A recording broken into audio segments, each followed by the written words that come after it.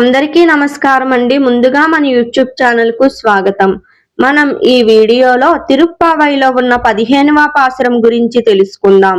పాసురం ఎల్లే ఇలం కిళియ ఇన్నమురంగుదియో செல்லன்றலையன் மின் நங்கை மீர் போதுருகின்றேர் வல்லை உன் கட்டுரைகள் பண்டையுன் வாயரிதும் வல்லீர்கள் நீங்காலே நானே தானாயிடுக ஒல்லை நீ போதாய் உனக்கென்ன வேறுடையை எல்லாரும் போம்தாரோ போம்தார் பொம்தென்னிக்கொல் வல்லானை கோன்றானை மாற்றாரை மாற்றலிக்க వల్లానై మాయనై పాడెలోరెంబవాయ్. ఈ పాసురం యొక్క భావార్థం, ఈ పాసురంలో గోపికలు ఇంకా నిద్రపోతున్న ఒక చిన్న గోపికను ప్రేమగా లేపుతూ ఇలా అంటున్నారు. ఓ చిన్న చిలుకలా ఉన్న అమ్మాయి, ఇంకా నిద్రపోతున్నావా? ఓ స్నేహితులారా, మీరు కోపపడకండి, నేను ఇప్పుడే లేచి వస్తున్నాను.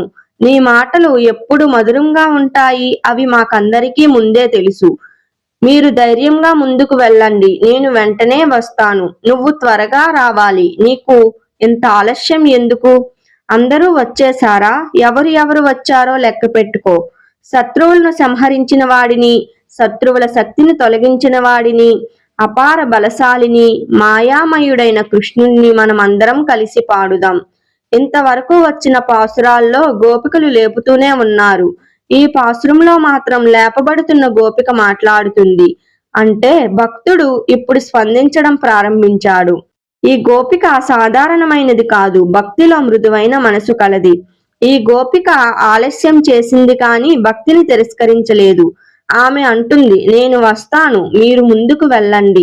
ఇక్కడ ఆండాల్ చెప్తున్నారు, భక్తిలో ఆలస్యం ఉండొచ్చు కానీ నిరాకరణ ఉండకూడదు. ఈ పాసురం చివర కృష్ణుని 3 లక్షణాలు చెప్తుంది. వల్లానై అంటే అపార శక్తివంతుడు, కోండ్రానై అంటే శత్రువులను సంహరించినవాడు, మాయానై అంటే లీలామయుడు, గోపాలుడిగా కనిపించిన ఆయనే జగన్నాథుడు. ఈ పాసురం యొక్క సారాంశం, భక్తుడు స్పందించాడు, ఇక ఆలస్యం లేదు, అందరూ కలిసి కృష్ణుని కీర్తించాలి. ఇది 15వ పాసురం.